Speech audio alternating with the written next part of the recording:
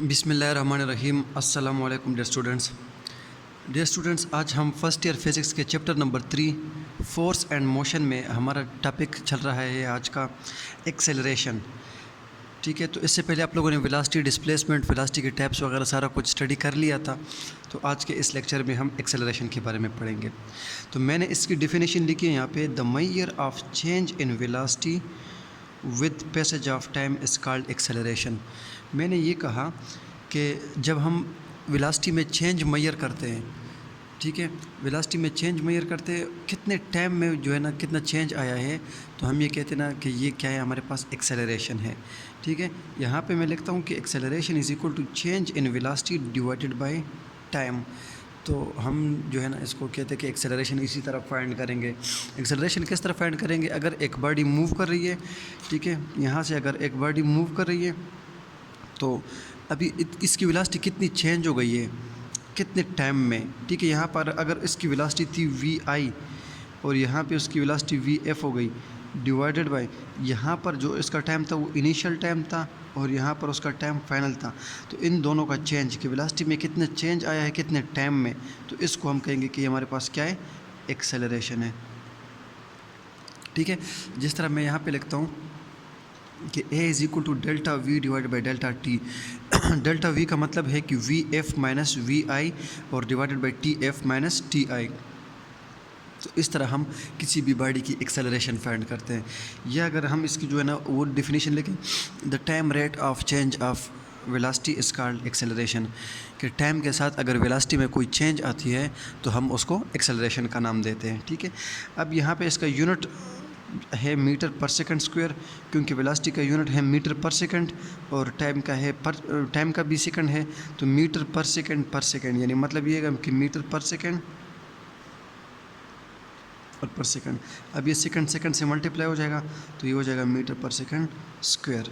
ठीक है, इसकी नेचर क्या है? नेचर इसकी ये है कि ये वेक्टर क्वांटिटी है, क्योंकि डिस्प्लेसमेंट एक वेक्टर क्वांटिटी थी, उसके बाद वेलोसिटी भी एक वेक्टर क्वांटिटी, तो थर्ड वन चीज़ जो आ रही है एक्सेलरेशन, वो भी जो है ना वो क्या है, वेक्टर क्वांटिटी है। अब इसकी डायरेक्शन जो है वो किस तरफ होगी, तो वो डिपेंड करता है कि वेलोसिटी में चेंज किस तरफ आ रहा है। तो वो इस टॉपिक के एंड में मैं आपको बताऊंगा और एक एग्जांपल भी दूंगा, तो वहाँ से आपको और भी क्लियर हो जाएगा। लेकिन फ़िलहाल यहाँ पे ये याद रखें कि एक्सेलरेशन भी एक वेक्टर क्वांटिटी है। यहाँ पे मैंने एक पॉइंट नोट किया है कि how rapidly is the velocity changing, इसको हम एक्सेलरेशन कहते हैं कि कितनी जो है ना तेज़ी से जो है वेलोसिटी आपकी चेंज हो रही है। ठीक है, तो इसको हम किस चीज़ का नाम देते हैं, एक्सेलरेशन का नाम देते हैं। यहाँ तक क्लियर है बात? अच्छा, अब हम एवरेज एक्सेलरेशन की बात करते हैं कि एवरेज एक्सेलरेशन क्या होता है। तो यहाँ पे मैंने लिखा है the total velocity divided by time divided by total time taken, कि कितना जो है ना आपके पास वेलोसिटी में चेंज आया है, यानी कितनी वेलोसिटी है, और डिवाइडेड बाय टोटल का टोटल टाइम आपने डिवाइड करना है उससे, तो ये जो आपके पास एक्सेलरेशन आएगा इसको हम एवरेज एक्सेलरेशन का नाम देंगे।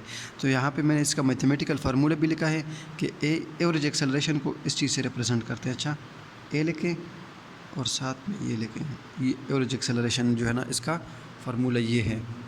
ठीक है, अच्छा, यहाँ पे मैंने लिखा है कि average is equal to total change in velocity divided by total time, कि वेलोसिटी में टोटल कितना चेंज आया है कितने टाइम के साथ, इसको हम एवरेज एक्सेलरेशन का नाम देते हैं। अब दूसरी बात मैं यहाँ पे करूँगा इंस्टेंटेनियस एक्सेलरेशन की। मैंने यहाँ पे लिखा है acceleration at particular instant of time is called instantaneous acceleration. जिस तरह पहले हमने पढ़ा था कि velocity at any particular instant, किसी एक ख़ास पॉइंट पर बॉडी की वेलोसिटी क्या थी। फॉर एग्जांपल जो मैंने ये लिखा था, और ये भी मैंने कहा था कि बहुत शॉर्ट इंटरवल के लिए बॉडी यहाँ से जो है ना गुज़रती है, यहाँ से गुज़र रही है, तो यहाँ पर उसकी जो टाइम के लिए आती है वो क्या होता है कि delta T approaches to zero, बहुत ही कम टाइम जिसको हम जो है ना अप्रोच करते कि ज़ीरो, उसको हमने इंस्टेंटेनियस वेलोसिटी का नाम दिया था। तो यहाँ पर जो एक्सेलरेशन है वो है कि किसी एक ख़ास पॉइंट के ऊपर बॉडी की एक्सेलरेशन क्या है, तो उसको हम इंस्टेंटेनियस एक्सेलरेशन कहते हैं। इसको रिप्रेजेंट करते हैं इस फार्मूले से, A is equal to limit delta T approaches to zero और delta V divided by delta T. सही है, ये हमारे पास इसमें क्या है, इंस्टेंटेनियस एक्सेलरेशन है। अभी जिस तरह हमने यूनिफॉर्म वेलोसिटी के बारे में पढ़ा था या कांस्टेंट वेलोसिटी के बारे में, इसी तरह यहाँ पे हम यूनिफॉर्म एक्सेलरेशन के बारे में पढ़ेंगे और वेरिएबल एक्सेलरेशन के बारे में पढ़ेंगे। यहाँ पे मैंने लिखा है a body is said to have uniform acceleration if its velocity changes by equal amount in equal interval of time. हमने यूनिफॉर्म वेलोसिटी में ये कहा कि बॉडी जो है वो यूनिफॉर्म एक्सेलरेशन में होगी अगर उसकी जो वेलोसिटी में चेंज आता है वो इक्वल चेंज आता हो इक्वल इंटरवल में, यानी जितना टाइम अभी लिया 2 सेकंड लिए थोड़ा चेंज आया, फिर 2 सेकंड लिए उतना ही चेंज आया, फिर 2 सेकंड और लिए उतना ही चेंज आ रही है, ठीक है, उसकी वेलोसिटी में, तो हम कहेंगे कि ये बॉडी यूनिफॉर्म एक्सेलरेशन के साथ क्या कर रही है, मूव कर रही है। ठीक, इसी तरह in uniform acceleration the average and instantaneous acceleration becomes equal. अगर एक बॉडी यूनिफॉर्म एक्सेलरेशन के साथ मूव कर रही है तो उसकी एवरेज और इंस्टेंटेनियस जो है ना वो क्या होगी, बराबर होगी।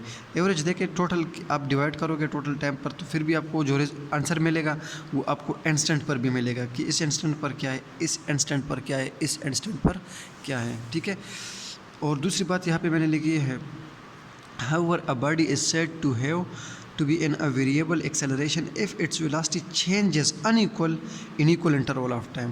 यहाँ पे मैंने दूसरी बात की कि अगर वेलोसिटी जो है उसमें चेंज आ रही है, कोई रैंडम चेंज आ रही है, कभी ज़्यादा हो रही है कभी कम हो रही है लेकिन टाइम उतना ले रही है, तो उसको हम कहेंगे, जो क्या कहेंगे, वेरिएबल एक्सेलरेशन की। एक्सेलरेशन वेरी कर रहा है, कभी ज़्यादा होता है और कभी कम होता है। यहाँ पे एक और बात आती है डिसेलरेशन, या इसको हम जो है ना रिटार्डेशन भी कहते हैं। मैंने इसको यहाँ पे एक्सप्लेन किया है थोड़ा। When an object is slowing down we can say that there is deceleration. अगर एक बॉडी स्लो हो रही है, एक आपकी गाड़ी जा रही है, कोई भी ऑब्जेक्ट जा रहा है, तो उसकी जो है ना वो मोशन जो है ना वो थोड़ी थोड़ी कम हो रही है, स्लो डाउन हो रही है, तो हम कहते हैं कि यहाँ पर क्या हो रहा है, डिसेलरेशन हो रहा है। तो मैंने यहाँ पे लिखा है व्हेन वी हैव डिसेलरेशन और retardation when the magnitude of velocity is decreasing so its velocity and acceleration become opposite in direction। देखिए यहाँ पे मैंने ये कहा कि अगर उसकी वेलोसिटी की मैग्नीट्यूड कम हो रही है तो वहाँ पर क्या होता है, डिसेलरेशन होता है या रिटार्डेशन होता है, और उस कंडीशन में वेलोसिटी उस तरफ होगी जिस तरफ बॉडी मूव कर रही है, लेकिन एक्सेलरेशन की डायरेक्शन जो है वो अपोजिट हो जाएगी, बॉडी के बिल्कुल बैकवर्ड हो जाएगी। ठीक है, ये मैं आपको फिगर से यहाँ से समझाता हूँ, आपको और भी क्लियर हो जाएगा। ठीक है, अब हम बात करते हैं कि पॉजिटिव एक्सेलरेशन कब हो सकती है और नेगेटिव बाद एक्सेलरेशन कब हो सकती है।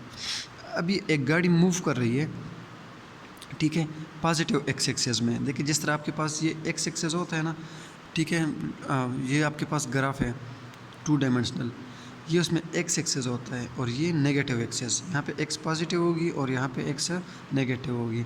ठीक है, अब यहाँ पर जो मोशन लेते हैं तो वो हमारे पास जो है ना 1 डायमेंशनल है, या तो एक्स एक्सेस है या पॉजिटिव एक्सेस या नेगेटिव एक्सेस, इस वजह से हम वाई कंपोनेंट्स को लेते ही नहीं है। अब एक गाड़ी मूव कर रही है इस डायरेक्शन में यानी पॉजिटिव एक्स एक्सेस में, और स्पीडिंग अप हो रही है, ग्रेजुअली उसकी स्पीड जो है वो क्या हो रही है, तेज़ हो रही है, ज़्यादा हो रही है, वेलोसिटी जो है ना उसमें चेंज आ रही है पॉजिटिव में, तो हम कहेंगे कि यहाँ पे जो एक्सेलरेशन है वो क्या है, पॉजिटिव है। ठीक, अब एक आपके पास जो है ना बॉडी मूव कर रही है किस डायरेक्शन में, इस डायरेक्शन में। ठीक है, ये कौन सी डायरेक्शन है, नेगेटिव एक्स एक्सेस। देखिए यहाँ पर अगर एक्स ये वाला, यहाँ पे x -2 है तो यहाँ पे -5 है, यहाँ पे -10, -20, -30। ठीक है, तो यहाँ पर जो है ना बॉडी मूव कर रही है और स्लो हो रही है, क्या हो रही है, स्लो हो रही है, तो हम कहेंगे कि यहाँ पर भी आपके पास जो है ना एक्सेलरेशन क्या हो रही है, नेगेटिव में आएगी।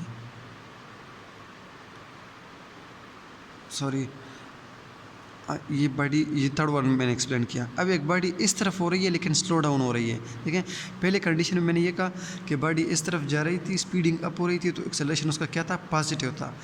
अब बॉडी इस तरफ जा रही है लेकिन स्लो डाउन हो रही है। याद रखिए कि बॉडी अगर इस तरफ जा रही है तो वेलोसिटी की डायरेक्शन ये होगी, लेकिन अगर टाइम के साथ इसकी वेलोसिटी जो है ना वो कम हो रही है, मैग्नीट्यूड उसका कम हो रहा है, तो एक्सेलरेशन अपोजिट हो जाएगा। तो यहाँ पे हम ये कहेंगे कि एक्सेलरेशन क्या है, इसकी नेगेटिव एक्सेलरेशन है। सही। अच्छा, अब इस कंडीशन को जो मैंने पहले एक्सप्लेन किया था, ये वो एक कंडीशन है कि बॉडी अगर नेगेटिव एक्स एक्सेस में जा रही है यहाँ पे, 2 है, फिर -3 हो गई, फिर -4, फिर -5। देखिए डिस्प्लेसमेंट जो है ना यहाँ पे माइनस हो रहा है। डिस्प्लेसमेंट वेक्टर क्वांटिटी है तो यहाँ पे मैटर करता है, ठीक है। अब एक बॉडी इस तरफ जा रही है, ठीक है, लेकिन स्लो डाउन हो रही है। जब ये स्लो डाउन होगी तो इसकी एक्सेलरेशन की डायरेक्शन क्या हो जाएगी, इसकी अपोजिट हो जाएगी, जो हम कहेंगे कि ये क्या हो रहा है, पॉजिटिव हो रहा है। इसी तरह एक बॉडी है वो बिल्कुल नेगेटिव एक्स एक्सिस में मूव कर रही है लेकिन स्पीडिंग अप हो रही है, तो यहाँ पर वेलोसिटी भी नेगेटिव और एक्सेलरेशन भी नेगेटिव। तो ये मैंने आपको वेलोसिटी के बारे में आज बताया, एक्सेलरेशन के बारे में। फिर हमने जो है ना एक्सेलरेशन की टाइप पढ़ी कि यूनिफॉर्म एक्सेलरेशन कैसे हो सकती है, वेरिएबल। फिर आप लोगों ने यूनिफॉर्म वेरिएबल एक्सेलरेशन के बारे में पढ़ा। इससे पहले आप लोगों ने एवरेज और इंस्टेंटेनियस एक्सेलरेशन के बारे में पढ़ा, रिटार्डेशन या डिसेलरेशन के बारे में पढ़ा। और सबसे बड़ी बात आप लोगों को ये कंसेप्ट क्लियर हो गया कि ये ज़रूरी नहीं होगा कि जिस तरफ वेलोसिटी की डायरेक्शन होगी उसी तरफ जो है वो क्या होगी, एक्सेलरेशन होगी। एक्सेलरेशन की डायरेक्शन वेलोसिटी की तरफ तब होगी जब वेलोसिटी जो है वो इंक्रीजिंग हो, वेलोसिटी में जो है ना पॉजिटिव चेंज आ रहा हो। अगर वेलोसिटी की मैग्नीट्यूड जो है वो टाइम के साथ क्या हो रहा है, कम हो रहा है, जिस तरह यहाँ पे मैंने ये वर्ड ले लिया, ठीक है, तो फिर वेलोसिटी जो है वो नेगेटिव होगी और एक्सेलरेशन पॉजिटिव होगी, ठीक है। तो इसके बाद हम जो है ना वीटी ग्राफ पढ़ेंगे कि velocity time graph, displacement time graph वगैरह क्या है। तो यहाँ तक अगर किसी को कोई मसला हो स्टूडेंट्स तो आप लोग मुझसे पूछ सकते हो। लेक्चर दोबारा सुने, अगर क्लियर ना हो स्कूल के नंबर पर भी कॉल कर सकते हो, और स्टाफ जो है वो स्कूल में होते हैं, आप स्कूल भी आ सकते हो, हमारे साथ अपने सारे प्रॉब्लम्स डिस्कस कर सकते हो, ठीक है। अल्लाह हाफिज़।